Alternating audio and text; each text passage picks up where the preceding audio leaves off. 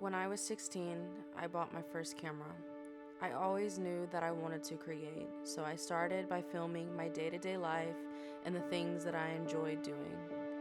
As years went by, I became more and more inconsistent. I let life, insecurities, and distractions alter the course of what I always wanted to do. It wasn't that film meant nothing to me, or that it was just some hobby you do a couple times and get bored of it. It was simply because I didn't stick to it long enough to realize this is something I actually want to do. So one of the reasons why I don't film like I should is definitely because I sleep a lot and I can literally hibernate for hours on end, and it kind of sucks because I have to drag myself out of bed. But a lot of times I'm chilling at home scrolling through TikTok for hours. Don't do that, y'all. Or I'm binge watching TV, but a lot of times I'm living and I don't regret it.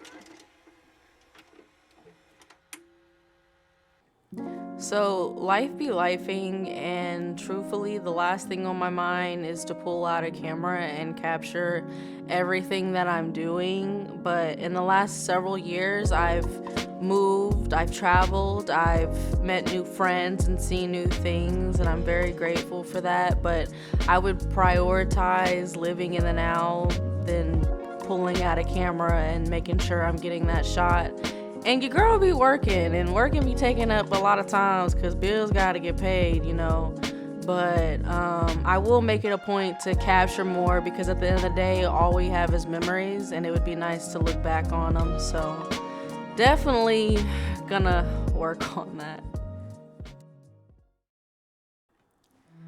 So imposter syndrome is the number one reason why I am not consistent when it comes to filming. A lot of it starts from me trying to get inspo online, and then in turn, I end up comparing my work to everyone else's, which don't recommend that. It's not a great feeling, but it's like it starts from that, and it's like you try to gather ideas and just end up not liking what you're doing. And I don't think that we talk about imposter syndrome enough because it really does take a toll on you, and it makes you feel like you're not worth whatever you're doing, or whatever you're doing is just never going to be good enough. And it's like, why are you doing it anyway? But I do think I haven't given myself enough grace and time to fully grow, because it's like I would never actually execute a project to have that trial and error experience. So I'm definitely working on that, and I feel like I have even more motivation to do so because I do want to get better, and this is something I always loved and enjoyed doing.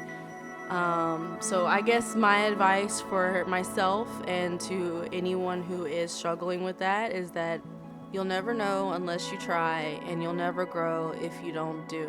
So I hope you enjoyed this video, and I'll see you on the next one.